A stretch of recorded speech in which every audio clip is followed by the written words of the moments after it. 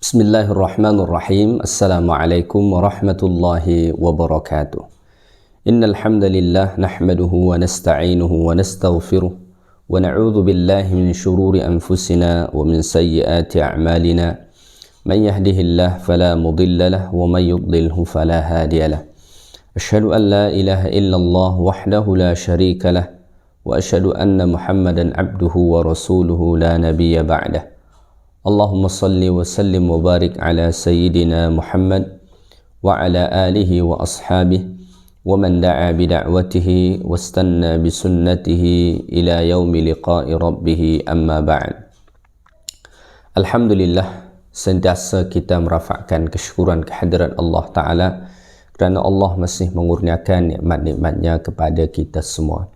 Tuan-tuan, puan-puan, muslimin, muslimat yang dikasihi lagi dirahmati Allah Ta'ala sekalian, insyaAllah pada hari ini Isnin kita sambung semula kuliah tafsir dan tadabbur Al-Quranul Karim. Pada minggu lepas Alhamdulillah kita telah pun selesai membahaskan suratu Al-Insyirah. So pada hari ini insyaAllah kita akan bahaskan pula surah berikutnya, iaitulah suratu At-Tin, yang mana suratu At-Tin ni merupakan surah yang ke-95 dalam Al-Quranul Karim, ya.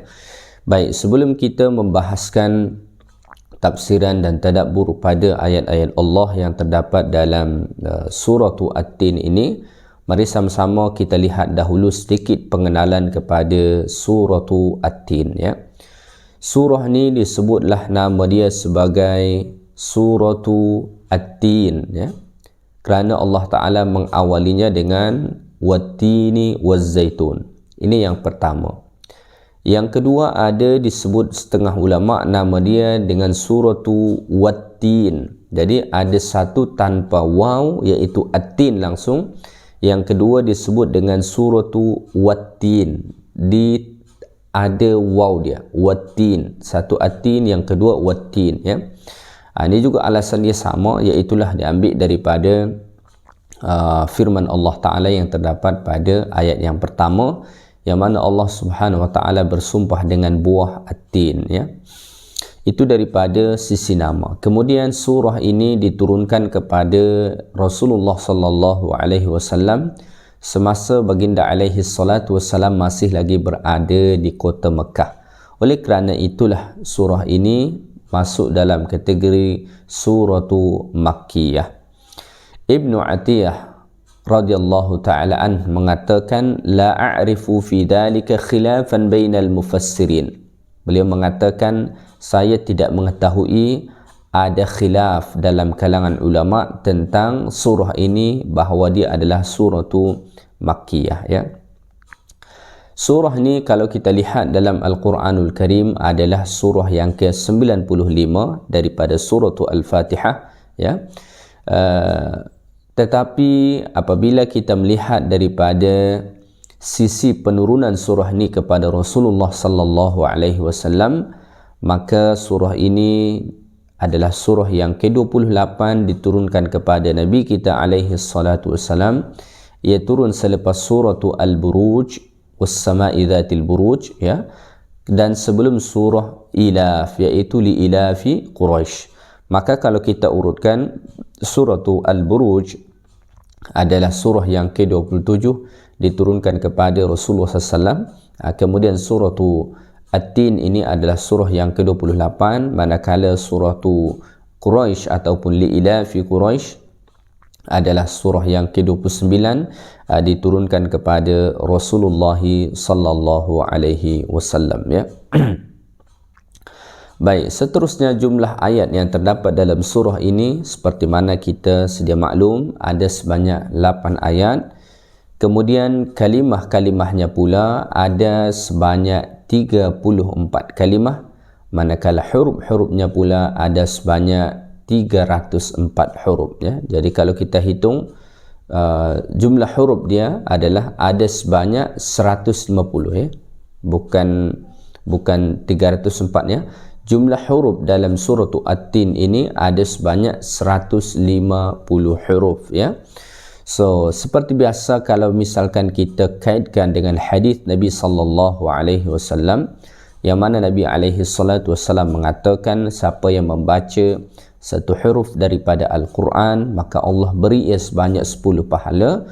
So apabila kita membaca surah At-Tin ini, insya-Allah kita akan dapat pahala 1500 ganjaran pahala daripada Allah Subhanahu wa taala kalau kita hitung secara matematik. Namun hakikatnya hanya Allah taala saja yang lebih tahu berapa yang didapat, ya.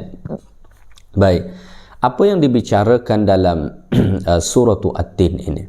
Secara amnya Allah taala nanti mengawali surah ini dengan sumpah, ya. Jadi ini salah satu surah yang diawali Allah taala dengan sumpah.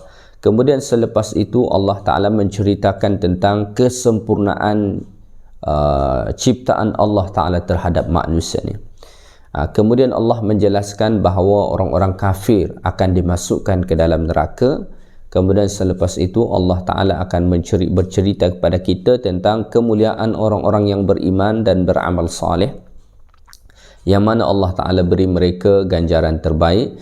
Kemudian selepas itu Allah Ta'ala menceritakan kepada kita tentang Allah itu sebagai ahkamul hakimin, ya, sebaik-baik hakim, ya.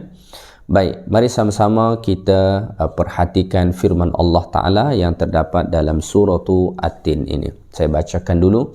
A'udhu billahi minasyaitanir rajim. Wattini wazzaitun wa turi sinin wa hadzal baladil amin.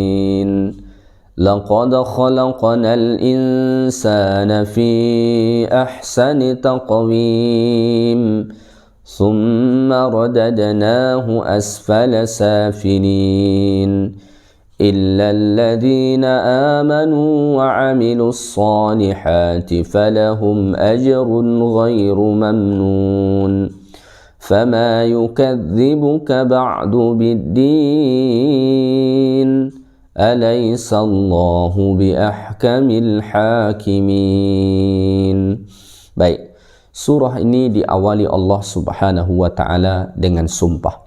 Seperti mana biasa saya sebut bahawa apabila satu-satu surah itu diawali Allah taala dengan sumpah, itu biasanya Allah taala nak menyatakan sesuatu yang sangat penting, ya. Kerana Allah taala nak menyatakan sesuatu yang sangat penting, ya. Baik, mari sama-sama kita lihat sumpah Allah Ta'ala pada ayat yang pertama. Allah Ta'ala bersumpah wattini wazzaitun, demi buah at-tin dan demi buah az-zaitun, ya. Kita sudah sedia maklum tentang buah ini, sudah biasa kita dengar dan biasa kita nampak, ya. Dan bahkan dah biasa juga kita makan, ya. Sama ada kita makan langsung buah dia ataupun mungkin dah diolah daripada dua buah ini, ya. At-tin dan az-zaitun adalah dua buah yang Allah Ta'ala cipta yang mempunyai khasiat, ya. Dua buah yang Allah SWT cipta yang mempunyai pelbagai khasiat, ya. Kita boleh baca kajian-kajian yang menjelaskan tentang tentang buah ini, ya. Telah banyak pun dibahaskan para ilmuwan-ilmuwan berkenaan tentang buah ini, ya.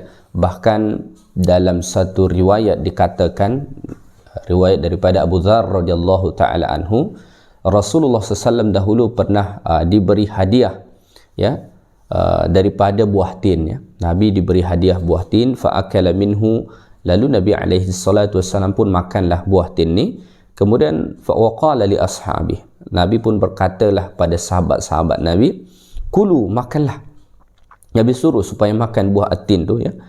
Falau qultu inna fakihatan nazalat minal jannah laqultu hadhihi. Lalu Nabi mengatakan, andai kata aku mengatakan ada satu buah yang turun daripada syurga, maka aku akan katakan buah ini adalah buah yang turun daripada syurga. Nabi alaihi salatu wasalam sebut. So ini salah satu riwayat yang menunjukkan pada kita bahawa buah atin itu memang adalah buah yang berkhasiat, ya. Buah yang berkhasiat. Atin dan az-zaitun ini paling banyak berada di kawasan negeri Syam, ya, khususnya di kawasan Palestin. Dekat sanalah paling banyak tumbuh buah ini. Maka oleh kerana itulah setengah ulama seperti mana Al-Imam Ibnu Qayyim Al-Jauziyah rahimahullah mengatakan Allah Ta'ala bersumpah dekat sini bukan sekadar bersumpah dengan buah sahaja, tetapi Allah Subhanahu Wa Ta'ala nak bersumpah dengan tempat buah atin dan az-zaitun ini, iaitulah kawasan Palestin, yang mana dekat sanalah Allah Ta'ala menurunkan salah satu syariat Allah yang paling mulia, iaitulah syariat yang dibawa oleh Nabi Isa alaihi salatu wassalam, ya.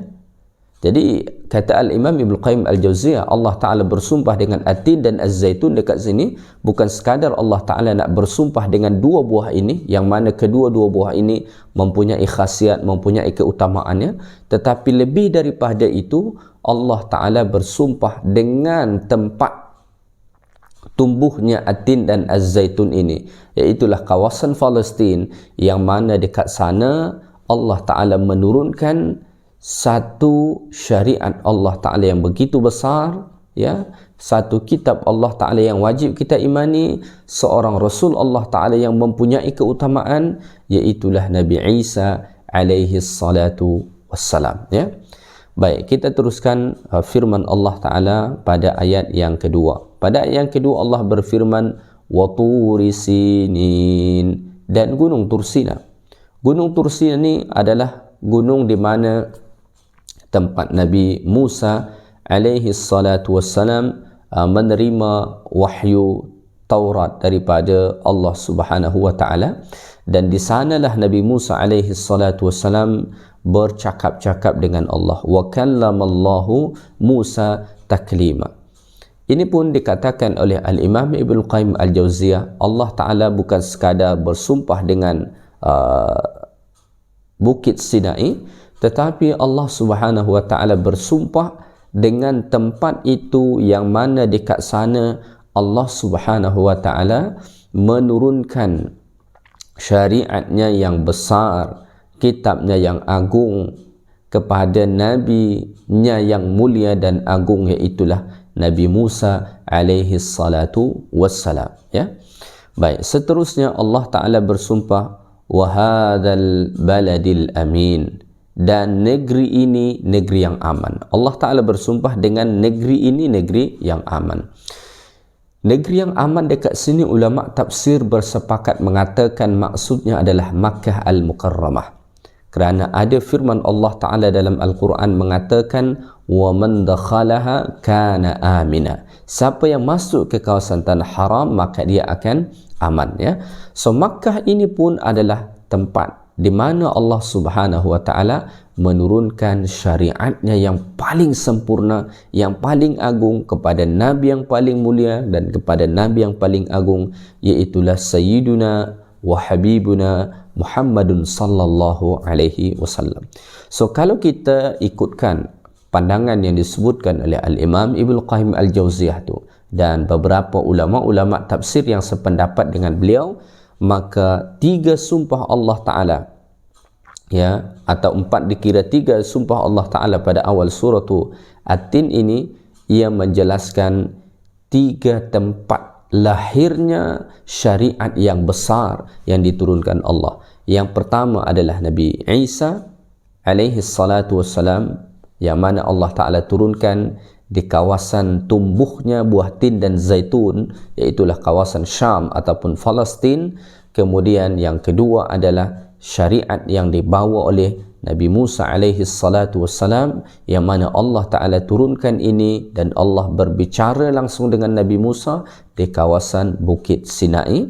Kemudian yang ketiga, Allah Subhanahu Wa Ta'ala bersumpah dengan syariat yang Allah Ta'ala turunkan kepada Nabi kita alaihi salatu wassalam, iaitu Nabi Muhammad SAW di kota Mekah, yang mana kota Mekah ini adalah kota yang dijamin Allah Ta'ala keamanannya, ya. Jadi inilah tiga sumpah Allah Subhanahu wa Ta'ala. Baik, kita teruskan pada ayat 4. Allah Subhanahu wa Ta'ala berfirman, laqad khalaqnal insana fi ahsani taqwim, yang berarti sesungguhnya kami telah menciptakan manusia dalam bentuk yang sebaik-baiknya, ya. Ini disebut dengan jawabul qasam. Ini disebut sebagai apa yang disumpahi Allah Ta'ala, apa yang hendak Allah Ta'ala sampaikan. Apabila seseorang bersumpah, maka mesti ada sesuatu yang hendak dia sampaikan, kan? Misalkan kita pun kalau bersumpah mesti ada sesuatu yang kita nak sampaikan. Misalkan kita nak menyatakan sesuatu atau kita nak mengingkari sesuatu, kita awali dengan sumpah. So ayat 4 ni, laqad khalaqnal insana fi ahsani taqwim ni, ini dikatakan para ulama sebagai muqsam alaih. Inilah yang hendak Allah Ta'ala sampaikan di sebalik sumpah itu. Laqad khalaqnal insana fi ahsani taqwim, sesungguhnya Allah Ta'ala benar-benar mencipta manusia ini, ya, dalam bentuk yang sebaik-baiknya. Allah Ta'ala mencipta manusia ini dalam bentuk yang sebaik-baiknya, ya. Bentuk yang sebaik-baiknya ni adalah Allah Ta'ala mencipta manusia ini dengan bentuk yang paling sempurna, yang paling baik, ya, berbanding makhluk-makhluk Allah Ta'ala yang lain, ya, berbanding makhluk-makhluk Allah Subhanahu wa Ta'ala yang lain. Maka tubuh badan kita ni dibentuk Allah Ta'ala seimbang, ya, dikurniakan Allah Ta'ala panca indera kepada kita, Allah Ta'ala kurniakan akal fikiran kepada kita, ya, Allah Ta'ala lengkapi sepenuhnya. Maka kalau kita mengkaji tentang bentuk tubuh badan kita ni sahaja dan kita kaitkan dengan Allah Subhanahu wa Ta'ala, maka kita akan dapat merasai betapa sempurnanya Allah mencipta kita, ya, betapa luar biasanya Allah Subhanahu wa Ta'ala mengurniakan nikmat itu kepada kita. Maka dalam Al-Quranul Karim Allah Subhanahu wa Ta'ala berfirman, wa fi anfusikum afala tubsirun, ya. Kita perlu untuk merenungkan tentang penciptaan Allah Ta'ala terhadap tubuh badan kita ni, ya. Allah Ta'ala mencipta kita fi ahsani taqwim, ya, dalam bentuk rupa yang sebaik-baiknya. Allah Subhanahu Wa Ta'ala sempurnakan. Maka oleh kerana itu kita patut mensyukuri nikmat Allah Subhanahu Wa Ta'ala ni. Kita patut mensyukuri nikmat yang Allah Ta'ala Subhanahu Wa Ta'ala beri kepada kita ni, ya. Hanya kepada manusia saja Allah Ta'ala bagi. Allah tak bagi kepada makhluk yang lain, ya. Maka oleh kerana itulah manusia ni dipilih Allah Ta'ala sebagai khalifah di atas muka bumi, ya. Wa idh qala rabbuka lil malaikati inni ja'ilun fil ardi khalifah. Allah Ta'ala memilih manusia ini sebagai khalifah di atas muka bumi ini, sebagai orang yang memakmurkan bumi ini, yang membangun bumi ini, yang berbuat kebaikan-kebaikan di atas muka bumi ini. Allah Ta'ala pilih manusia. Mengapa manusia? Mengapa bukan haiwan misalnya? Mengapa bukan jin mungkin? Mengapa bukan makhluk yang lain? Kerana manusia adalah makhluk yang Allah Ta'ala cipta dengan begitu baik, dengan begitu sempurna, ya. Allah SWT cipta, sehingga kan Allah Ta'ala tugaskan kita manusia ini sebagai khalifah, sebagai makhluk yang kena memakmurkan bumi ini, membangun bumi ini, berbuat kebaikan di atas muka bumi ini. Maka oleh kerana itu ayat 4 daripada surah At-Tin ini adalah ayat yang memberitahu kepada kita betapa besar nikmat Allah Ta'ala kurniakan kepada kita. Manusia ni Allah Ta'ala bentuk kita dengan sebaik-baiknya. Oleh kerana itu kita perlu mensyukuri nikmat yang Allah Ta'ala kurniakan ni kepada kita dengan cara melakukan ketaatan kepada Allah Subhanahu Wa Ta'ala dan meninggalkan tegahan-tegahan daripada Allah Subhanahu Wa Ta'ala. Jangan kita menjadi manusia-manusia yang ingkar, manusia-manusia yang mempergunakan nikmat Allah Ta'ala yang besar ini untuk menentang Allah Subhanahu wa Ta'ala, ya, untuk mengingkari Allah Subhanahu wa Ta'ala, wal'iyadhu billah, ya. Baik, kita teruskan ayat yang berikutnya. Kemudian Allah berfirman pada ayat yang kelima, "Tsumma radadnahu asfala safilin." Kemudian jika ia panjang umur sehinggakan tua atau menyalahgunakan kelengkapan itu, kami kembalikan dia ke serendah-rendah peringkat orang-orang yang rendah, ya. Tsumma radadnahu asfala safilin. Kemudian kami kembalikan dia asfala safilin. Asfala safilin ni maksudnya kepada peringkat orang yang rendah, yang paling rendah. Berkenaan tentang ayat Allah Subhanahu wa Ta'ala ni, ada dua tafsiran dalam kalangan ulama, ya. Walaupun tafsiran yang pertama adalah tafsiran yang lebih kuat, ya, seperti mana dikatakan oleh para ulama kita, ya. Tafsiran yang pertama, "Tsumma radadnahu asfala safilin," dekat sini, ini maksudnya Allah Ta'ala masukkan manusia itu ke dalam neraka, ya. Sebab apa? Lamma kana an-nasu fi ijabati hadhihi ad-da'wah fariqain. Manusia ada dua golongan ketika mana Allah Ta'ala sampaikan dakwah kepada mereka melalui Rasul-Rasul Allah, maka manusia itu terbahagi kepada dua. Minhum man ajaba wa minhum man aba. Ada di kalangan mereka yang menerima dakwah itu, beriman, ya, dan ada pula di kalangan mereka yang enggan, tidak mahu beriman, mereka tolak, ya, mereka tentang. Maka Allah Subhanahu wa Ta'ala pada ayat 5 ni menjelaskan tentang halal aktsarin, keadaan kebanyakan manusia, wa humul mardudun ila asfali safilin, yang mana mereka dikembalikan Allah Ta'ala ke tempat yang paling rendah, maksudnya adalah neraka. So oleh kerana mereka menentang dakwah itu, tidak beriman, mengingkarinya, maka nanti Allah Ta'ala akan kembalikan mereka ila asfali safilin, kepada tempat yang paling rendah, iaitulah an-nar, seperti mana dikatakan para ulama-ulama salaf, ya, seperti Mujahid, Hasan, Ali bin Abi Talib, ya, mereka mengatakan bahawa maksud daripada ayat Allah Subhanahu wa Ta'ala ni adalah neraka, ya.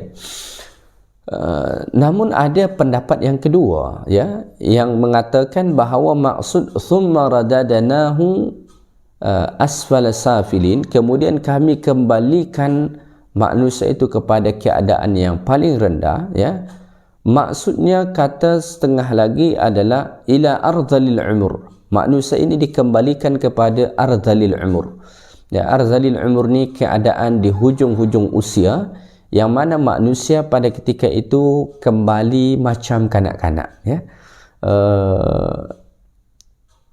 Hilang ingatan, ya, sifat-sifat kemanusiaan dia, sifat-sifat kedewasaan dia hilang, kembali macam kanak-kanak.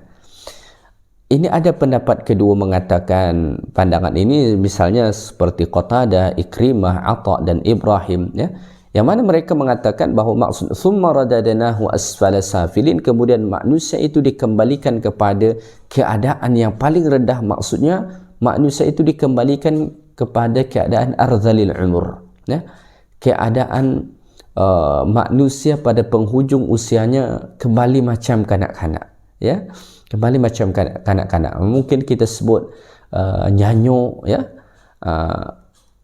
Itu maksudnya kata setengah ulama. Namun Al-Imam Ibn Qayyim Al-Jauziyah membantah pendapat kedua ini, bahawa kata beliau pendapat kedua ini yang mengatakan summa radadnahu asfala safilin, itu maksudnya manusia dikembalikan kepada keadaan ardhalil umur. Menurut beliau pendapat itu adalah pendapat yang lemah. Ada beberapa alasan yang disebutkan oleh beliau, ya. Salah satunya kata beliau adalah ayat 5 daripada surah At-Tin dan ayat 6 dan surah At-Tin ini, bandingan dia adalah ayat Allah Subhanahu wa Ta'ala dalam Al-Quran, ya, fabashshirhum bi'adzabin alim, ini terdapat dalam surah Al-Insyiqaq, fabashshirhum bi'adzabin alim illa alladhina amanu wa 'amilus shalihat lahum ajrun ghairu mamnun. Kata beliau bandingan ayat 6 dan ayat 7 daripada ayat 5 dan ayat 6 daripada surah At-Tin ni, bandingan dia adalah ayat 24 dan ayat 25 daripada surah Al-Insyiqaq, yang mana dekat sana Allah berfirman, fabashshirhum bi'adzabin alim, sampaikanlah khabar kepada mereka bahawa mereka akan mendapat azab Allah yang amat menyakitkan, iaitulah neraka.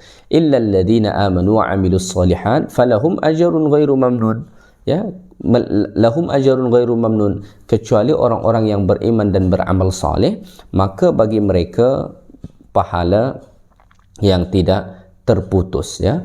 Jadi menurut Al-Imam Ibn Qayyim Al-Jauziyah dan beberapa ulama-ulama tafsir yang lain juga menguatkan pendapat yang pertama, bahawa maksud summa radadnahu asfala safilin ini itu bermakna neraka, iaitulah mereka-mereka yang bermaksiat, mereka-mereka yang tidak mensyukuri nikmat Allah, mereka-mereka yang menolak dakwah yang dibawa oleh Rasul-Rasul Allah Subhanahu wa taala itu, maka mereka akan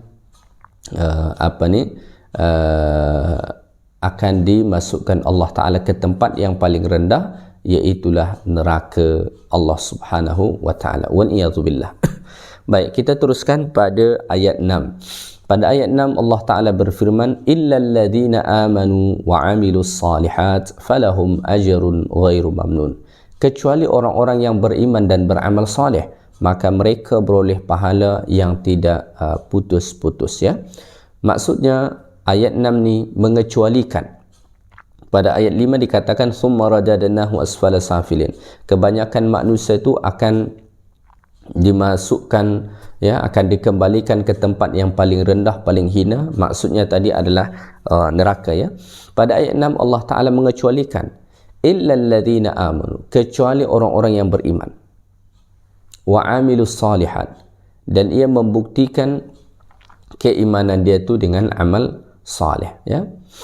Seperti mana biasa saya sampaikan bahawa dalam Al-Quranul Karim Allah taala biasa sandingkan antara iman dan amal saleh, kerana kedua-dua ini tak dapat dipisahkan. Iman adalah keyakinan yang ada dalam hati, manakala amal salih adalah perbuatan anggota tubuh badan sebagai pembuktian daripada keimanan kita.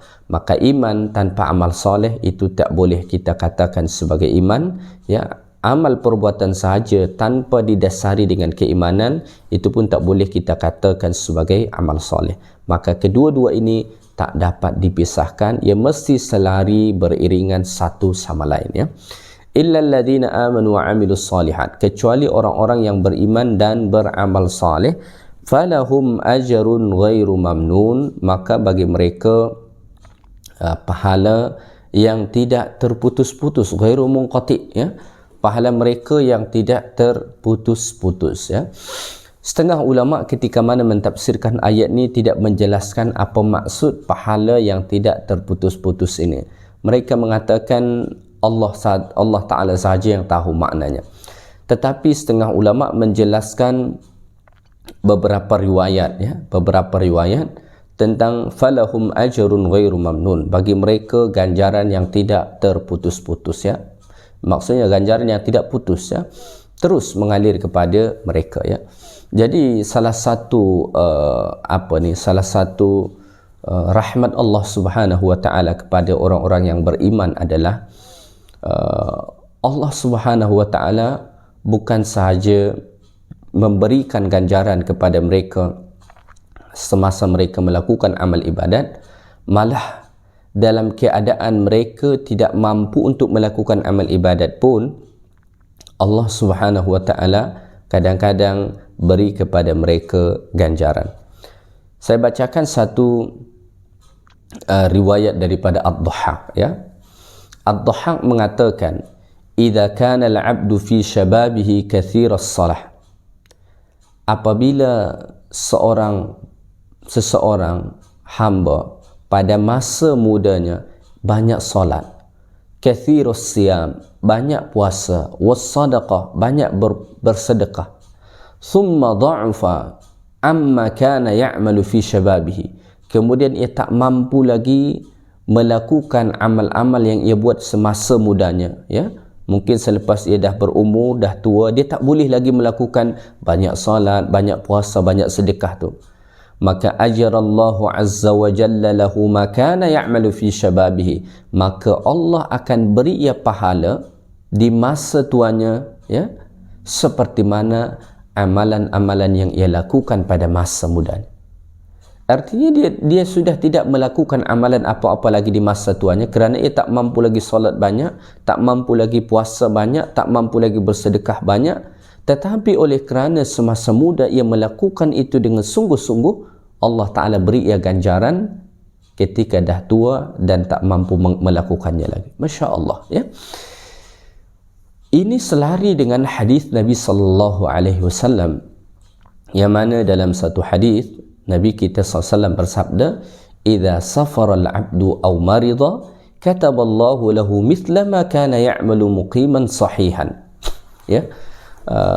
Nabi bersabda, apabila seseorang hamba bermusafir, ya, aw marida, atau dia sakit, kataballahu lahu mithla ma kana ya'malu muqiman sahihan, maka Allah akan memberi ganjaran kepada dia seperti mana amalan-amalan yang ia lakukan semasa ia tidak bermusafir ataupun semasa ia sihat.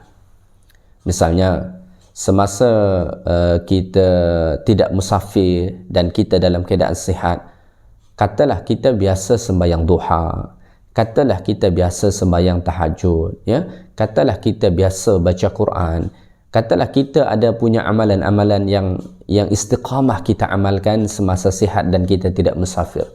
Tiba-tiba kita pergi musafir, tentu kita sukar untuk solat duha, tentu kita sukar untuk solat malam, ya? Atau mungkin kita dalam keadaan sakit, tentu kita sukar untuk melakukan amal-amal sunnah tersebut, ya. Bahkan kita boleh mengurangkan amalan yang wajib dalam keadaan kita musafir ataupun sakit, kan. Seperti mana kalau kita musafir, bahkan kita boleh qasar, kita boleh jamak, kan. Bukan sekadar diperintahkan melakukan yang sunnah, ya. Tak diperintahkan melakukan yang sunnah, bahkan yang wajib pun dikurangkan. Itulah dalam keadaan kita musafir. So, dalam keadaan kita musafir ataupun sakit, kita tak boleh melakukan amalan seperti mana yang kita lakukan semasa kita sihat dan tidak musafir. Maka Nabi SAW mengatakan, andai kata semasa kita sihat dan tak musafir, kita biasa melakukan amalan-amalan tertentu secara istiqamah, tiba-tiba oleh kerana kita musafir ataupun sakit, kita tak boleh melakukannya lagi, itu Allah Ta'ala tetap tuliskan bagi kita pahala seolah-olah kita melakukannya pada ketika itu. So, ajrun ghairu mamnun, pahala itu tidak terputus, ya. Maka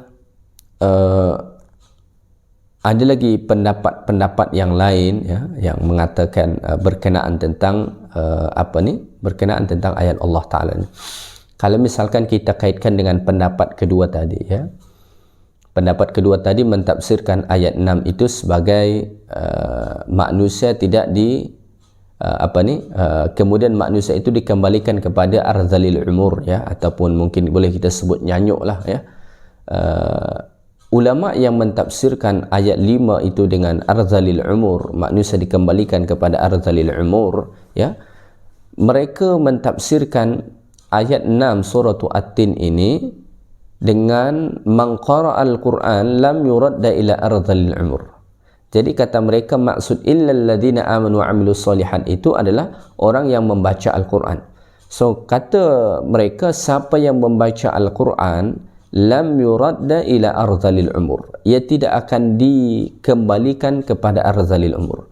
Seorang yang sentiasa membaca Al-Quran masa muda dia, ya, kemudian mungkin pada penghujung usia mestinya dia nyanyuk, ya, ramai orang nyanyuk, dia tak nyanyuk. Ini salah satu asbab, ya, amalan dia semasa muda sentiasa membaca Al-Quran, ya. Ada lagi riwayat yang lain yang menyebutkan wallahu a'lam kesahihan riwayat ni, cuma ini disebut dalam tafsir al-Imam Al-Qurtubi rahimahullah. Beliau mengatakan waruwiya, dan diriwayatkan. Beliau pun tak mengatakan siapa yang meriwayatkan. So biasanya yang begini tidak kuat riwayat tu ya. Cuma ini dituliskan oleh beliau.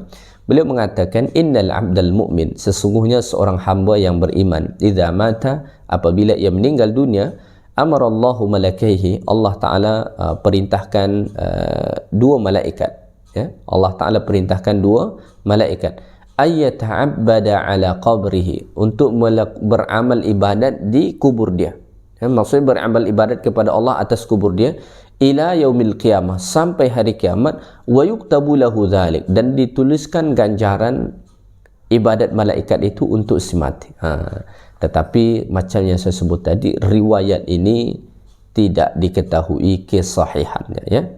Tidak diketahui kesahihannya. Cuma riwayat ini muncul, siapa yang meriwayatkan wallahu alam. Imam Al-Qurtubi pun hanya membuat dalam bentuk fi'lul majhul waruya, dan diriwayatkan. Tak tahu kita siapa yang meriwayatkan kan. So ini tidaklah kuat ya, tidak kuat biasanya. Tapi falahum ajrun ghairu mamnun, ganjaran yang tidak terputus ini juga sebenarnya boleh didapati orang-orang yang telah meninggal apabila semasa hidup mereka melakukan amal ibadat.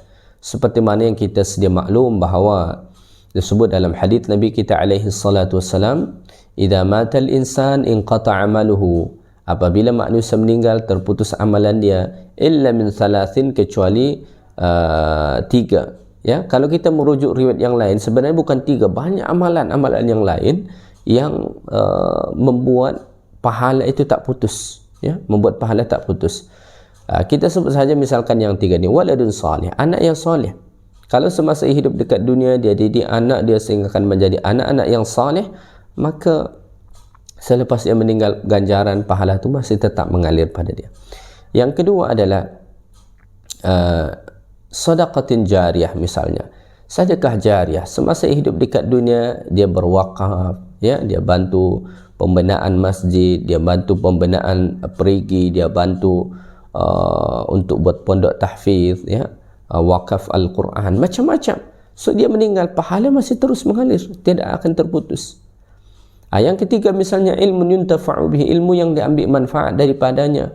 Semasa hidup dekat dunia dia mengajar orang pada kebaikan-kebaikan, kemudian orang mengamalkannya, maka ganjaran untuk dia tidak terputus. Ada beberapa ulama yang mana mereka tidak mempunyai anak, tetapi mereka mempunyai anak murid yang begitu banyak. Sebut sahaja Imam An-Nawawi rahimahullah atau Syekhul Islam Ibn Taymiyah rahimahullah, yang mana mereka ini meninggal dunia tanpa sempat berkahwin ya. So mereka tidak ada anak yang soleh, tak ada isteri pun tak ada. Tetapi oleh kerana mereka seorang alim, mengajar orang ya, anak murid mereka banyak sampai ke kita sekarang mengambil istifadah daripada ilmu mereka. So ganjaran yang mereka perolehi tidak akan terputus-putus buat selama-lamanya ya. Baik, kita teruskan firman Allah Ta'ala pada ayat yang ketujuh. Pada ayat yang ketujuh Allah Ta'ala berfirman, فَمَا يُكَذِّبُكَ بَعْدُ بِالدِّينِ, jika demikian kekuasaanku, maka apa pula yang menjadikan engkau seorang pendusta, berkata tidak benar mengenai hari pembalasan, sesudah ternyata dalil-dalil yang membuktikan kekuasaanku mengadakan hari pembalasan itu ya. Jadi Allah SWT dekat sini mengkhitabkan ayat ni kepada orang-orang kafir ya, menunjukkan ayat ini kepada orang-orang kafir ya. Seolah-olah Allah Ta'ala berkata, idza arabta ayyuhal insan annallaha khalaqaka, apabila engkau dah tahu wahai manusia bahawa Allah lah yang menciptamu fi ahsani taqwim, dalam bentuk yang sebaik-baiknya, wa annahu yarudduka ila ardhalil umur, dan Allah Ta'ala lah yang akan mengembalikan kamu kepada ardhalil umur ya, wa yanquluka min halin ila halin, dan Allah Ta'ala menukar keadaan kamu daripada satu keadaan kepada keadaan yang lain. Kalau kamu dah tahu kekuasaan Allah Ta'ala ni, fama yahmiluka ala an tukadziba bil ba'thi wal jaza ya, apa pula yang membuat engkau mendustakan hari pembalasan tu? Apa? Kalau kamu dah tahu kekuasaan Allah Ta'ala ni, kehebatan Allah Ta'ala ni, apa yang membuat engkau tidak percaya tentang hari kiamat yang telah disampaikan oleh Rasulullah Sallallahu Alaihi Wasallam, ya? Baik. Kemudian Allah Subhanahu Wa Ta'ala berfirman pada ayat yang terakhir, Alaihissallahu bi ahkamil hakimin, ya? Bukankah Allah seadil-adil hakim, ya? Seadil-adil yang memutuskan segala perkara, ya? Allah Subhanahu Wa Ta'ala sebaik-baik hakim, maksudnya Allah Ta'ala lah sebaik-baik pemutus segala perkara, ya?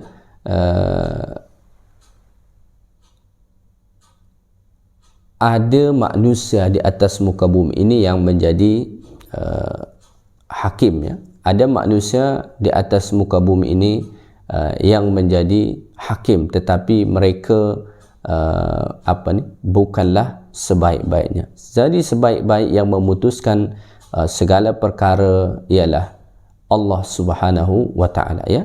Atqanil hakimin, ya? Ay atqanil hakimin sun'an fi kulli ma khalaq, ya?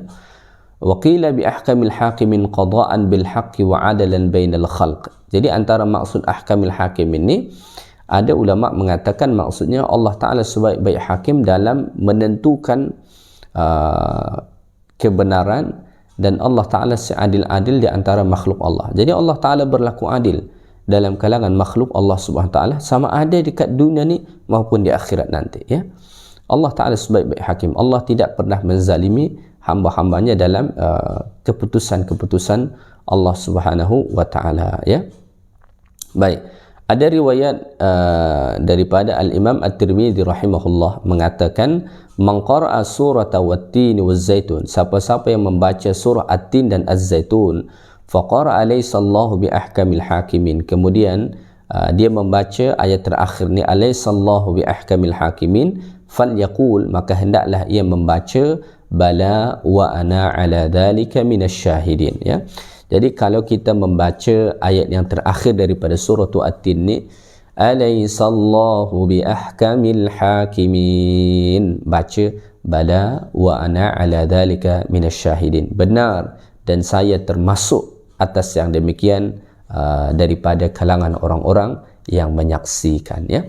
Baik tuan-tuan, puan-puan, muslimin muslimat yang dikasihi lagi dirahmati Allah Subhanahu Wa Ta'ala, sekadar itu saja kuliah kita pada hari ini, tafsir dan tadabbur surah At-Tin. Moga-moga surah ini dapat bermanfaat untuk kita, dapat kita ambil ilmu, pengajaran, serta dapat kita amalkan dalam kehidupan kita. Moga-moga Allah Ta'ala tidak jadikan kita termasuk daripada kalangan asfalis safilin, ya? Orang-orang yang dikembalikan kepada keadaan yang paling rendah, sama ada tadi dimaksudkan itu neraka ataupun mungkin ardhalil umur, sebab kedua-dua itu adalah keadaan yang tidak baik.